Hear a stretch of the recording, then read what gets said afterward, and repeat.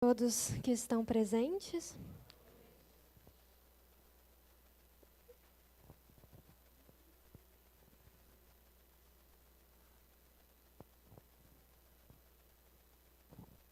Gostaria de pedir ao rapaz para colocar os slides aqui.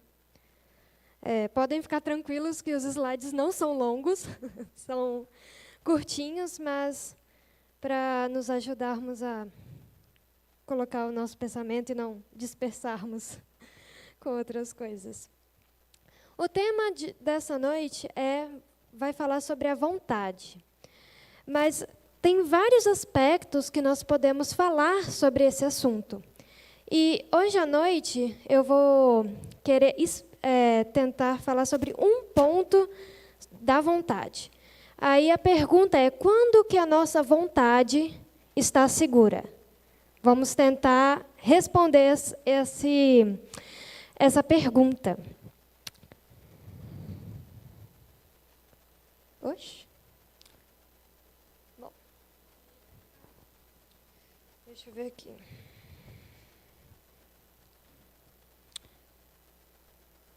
Pronto. Agora, para entendermos e para respondermos à pergunta, precisamos entender primeiramente o que define vontade. O que é vontade? Aí no livro, Mensagens aos Jovens, na página 151, diz assim, nos dá a definição de vontade. A vontade é o poder que governa a natureza do homem, pondo todas as faculdades sob sua direção. A vontade não é gosto, nem inclinação, mas o poder que decide. O régio poder que atua nos filhos dos homens para a obediência a Deus ou para a desobediência. Então, com essa definição clara do que é a vontade. Muitas vezes nós pensamos que vontade fica naquela parte dos sentimentos. Muitas vezes pegamos e falamos: eu não estou com vontade de comer aquilo, eu quero comer outra coisa. Claro que você tem uma escolha aí. Você usa a razão para decidir o que você quer comer, o que você não quer comer. Mas a vontade é o poder que decide. Nós não podemos confundir com sentimentos. Muitas vezes nossas escolhas, nossas decisões são baseadas, têm a influência dos sentimentos. Então, temos que separar isso. Mas temos que entender que é o poder, como diz ali. É o poder que rege a nossa natureza. Agora eu quero que vocês entrem comigo numa história conhecida, que é de Abraão, mas é um ponto bem específico. Nós vamos falar de Abraão e de Ló. Como nós sabemos, esse ponto que eu vou contar está em Gênesis 13. Aqui.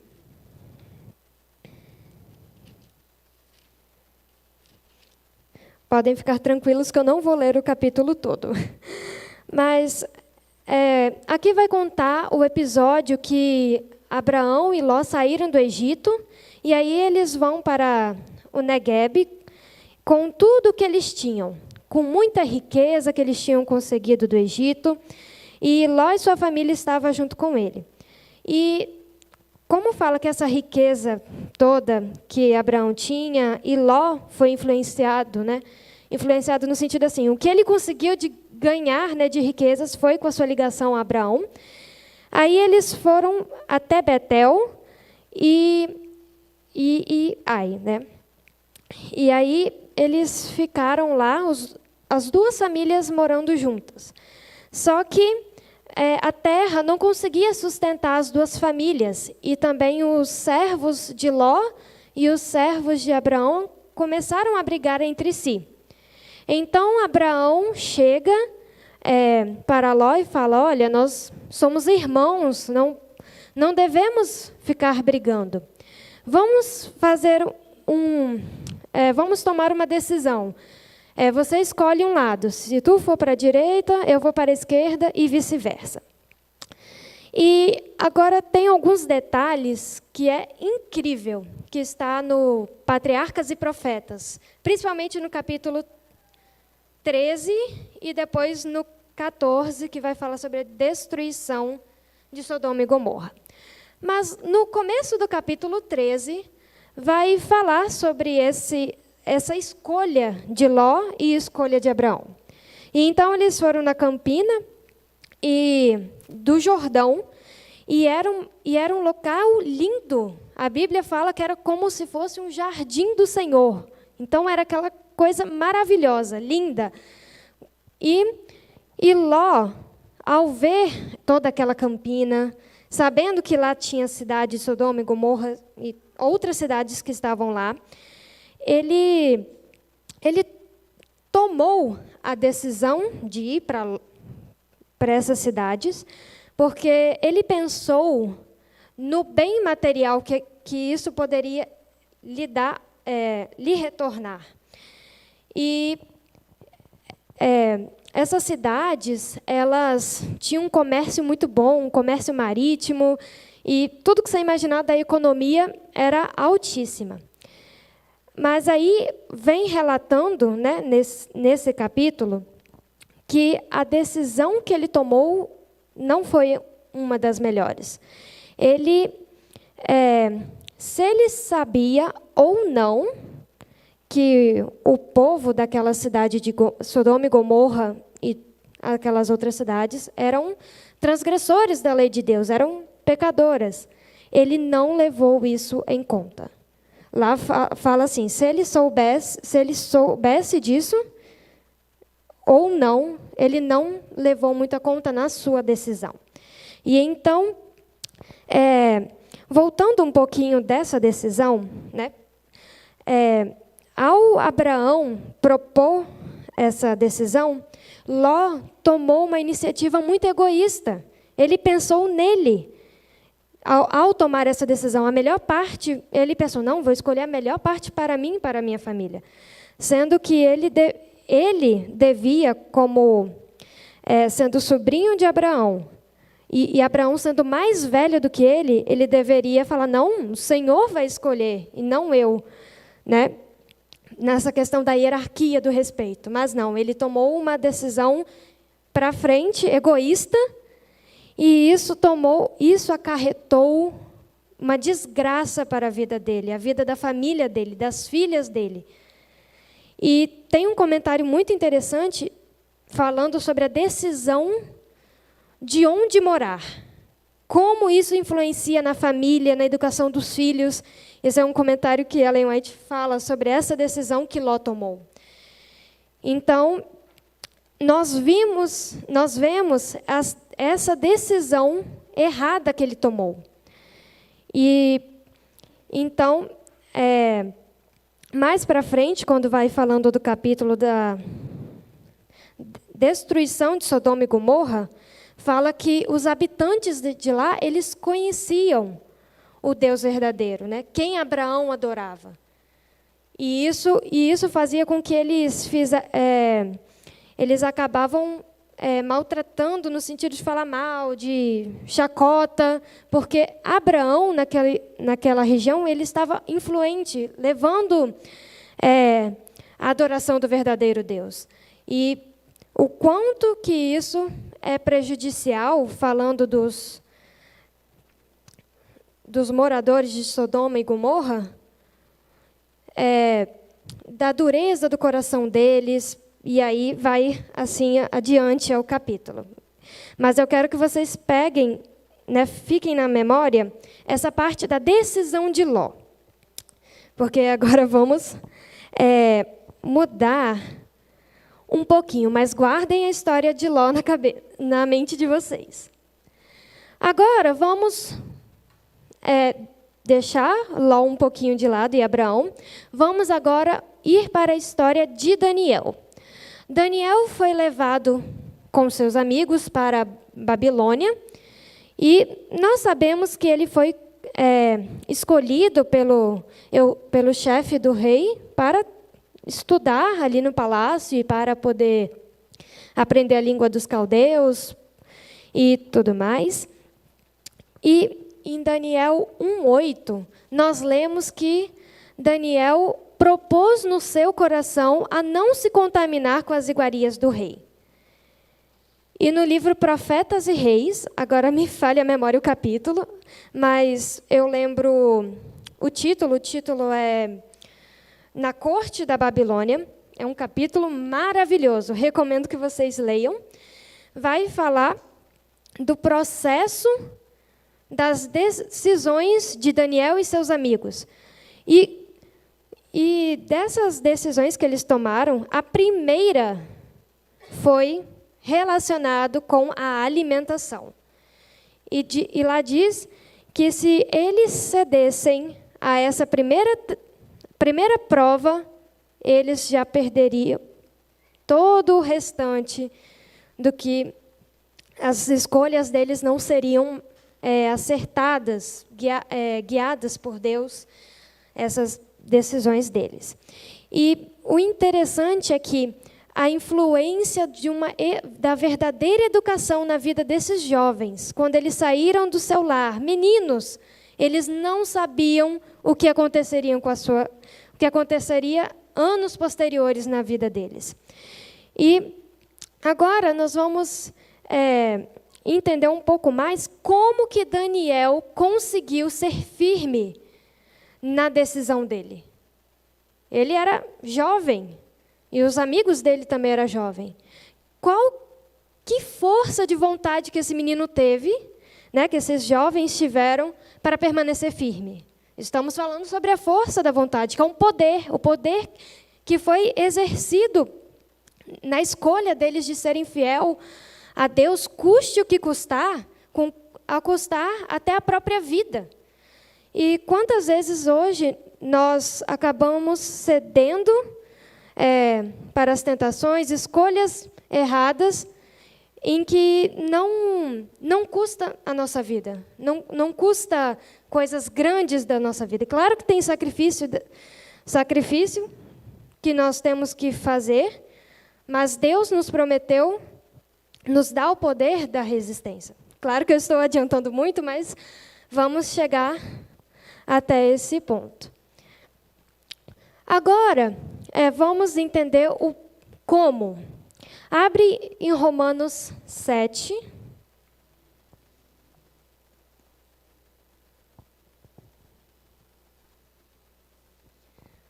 Capítulo 7, verso 22 e 23.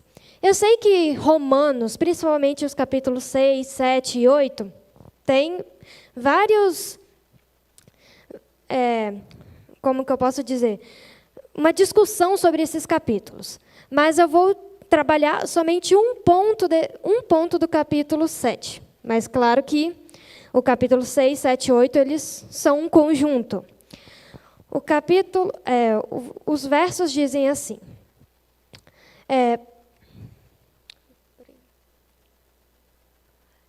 22 e 23. Pois, segundo o homem interior, tenho prazer na lei de Deus, mas vejo nos meus membros outra lei que batalha contra a lei do meu entendimento, e me prende debaixo da lei do pecado, que está nos meus membros. Bom, primeiramente, vamos ter que voltar um pouquinho para entendermos uma parte que eu quero trabalhar desse texto. Quando Deus criou Adão e Eva, Ele criou as faculdades superiores e as faculdades inferiores. E aquelas que deviam governar seriam as superiores. Então, o que aconteceu depois do pecado nessa parte? As faculdades inferiores acabaram dominando as superiores. Esse é o estado do homem após o pecado, guiado por suas paixões baixas, que são as faculdades inferiores. E aí tem um ponto muito importante, que diz assim: eu, segundo o homem interior, tenho prazer na lei de Deus, mas não consigo fazer. Vejo uma lei nos meus membros e que vejo preso debaixo da lei do pecado. O segundo homem interior, ele tem a consciência da lei de Deus. Como diz aqui, ele tem prazer na lei de Deus, mas por causa do pecado, ele acabou sendo desabilitado a cumprir essa lei. Por causa do pecado, ele não consegue mais executar. Não tem mais essa habilidade de executar. Mas é aí que entra a graça. Abram em 1 Pedro 4,10. Por que eu estou falando que entra a graça aqui? Porque a graça, você pode falar, Helena, a graça é perdão dos pecados. Aí eu vou falar, correto, a graça é o perdão dos pecados. Mas, como diz em 1 Pedro 4,10, a graça de Deus é multiforme. Tem vários ângulos da graça de Deus. E um ângulo da graça de Deus é a regeneração da nossa mente. É te habilitar a praticar a lei de Deus.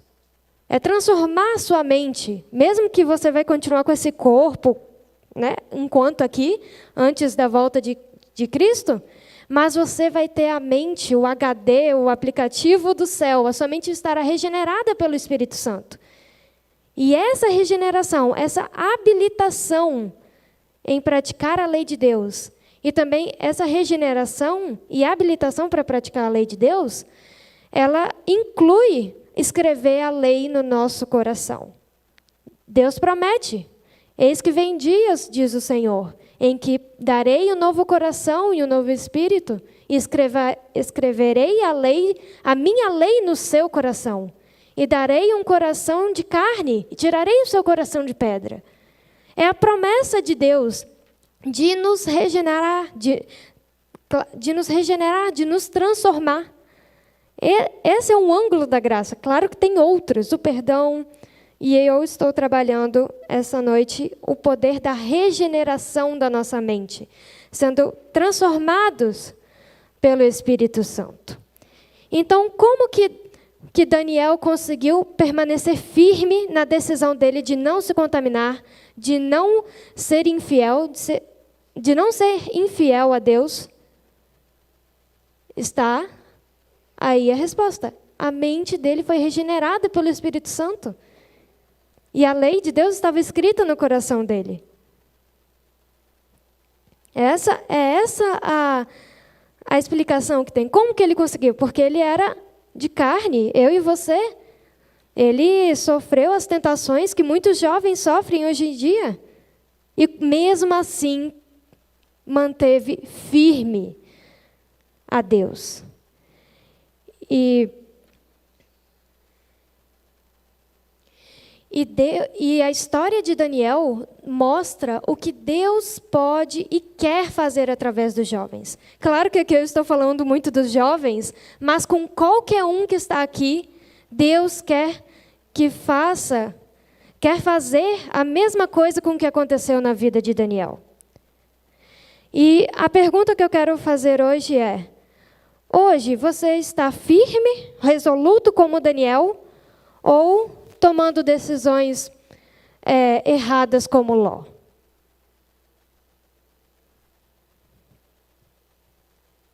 É o que para nós refletirmos hoje. E caso você possa responder, minha vida está como a de Ló, eu venho falar hoje, não que eu tenho alguma coisa, mas é a palavra de Deus, que o seu caso não está perdido. Deus promete a regeneração da nossa mente hoje. Não é amanhã, ano que vem. A promessa de Deus é para hoje. Transformar o nosso coração e mente hoje. Sermos habilitados pelo Espírito Santo para deixarmos ser transformados pela palavra de Deus. E Deus nos usar neste mundo, refletir o caráter dele. Tem um texto que a Ellen White fala que Cristo espera ansiosamente em ver o teu caráter se refletindo na sua igreja. Ele anseia com frequente desejo em ver o seu caráter sendo reproduzida em nós. E nós temos o poder da escolha, nós temos o poder da vontade para tomarmos essa decisão. Mas como então e onde que a nossa segurança será encontrada na nossa vontade? A vontade do homem só está em segurança quando esta está unida à vontade de Deus. Vou até ler de novo, vou pegar aqui no meu celular, porque ali a letra ficou pequena.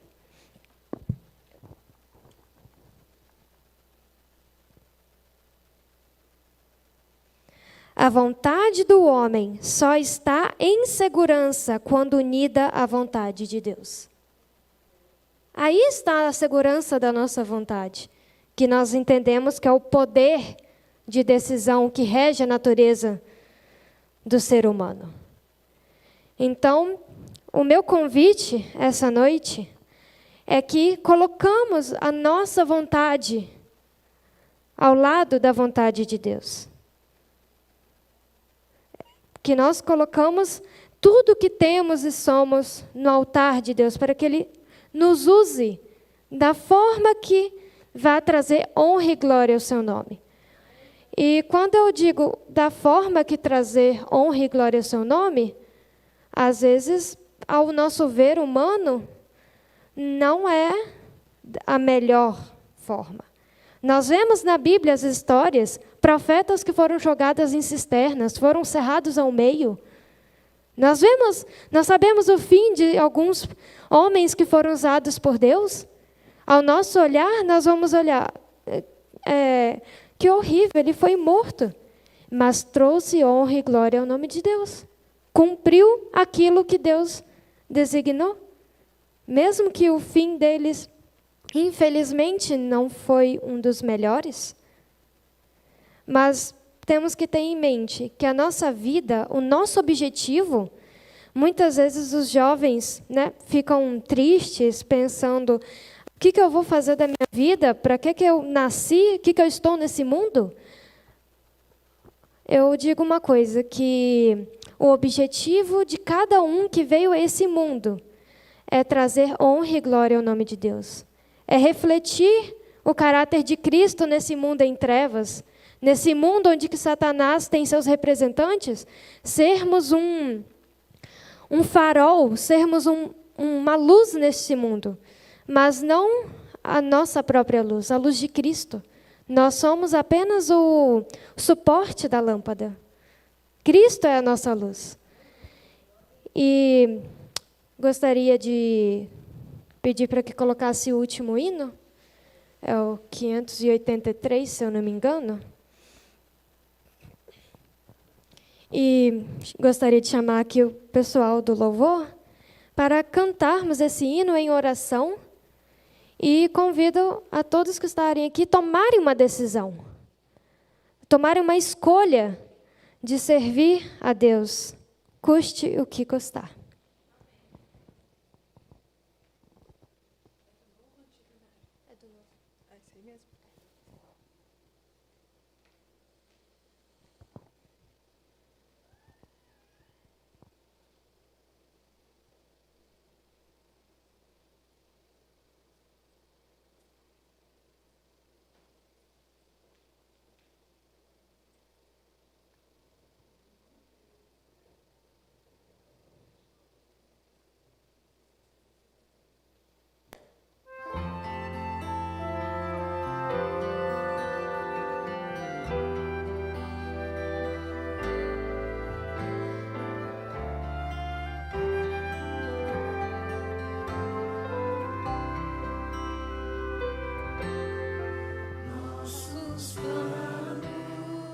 Entregamos em tuas mãos nossos sonhos, entregamos em tuas mãos. Queremos teu poder, ó Senhor, vem transformar-nos, nossa vida entregamos.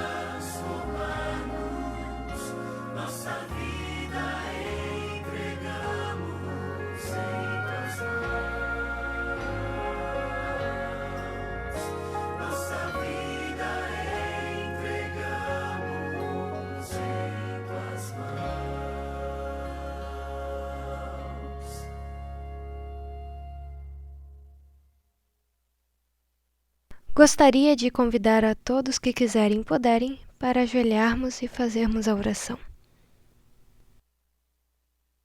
Querido Deus, amado Pai, queremos louvar e agradecer o Teu nome pelas bênçãos que o Senhor tem derramado.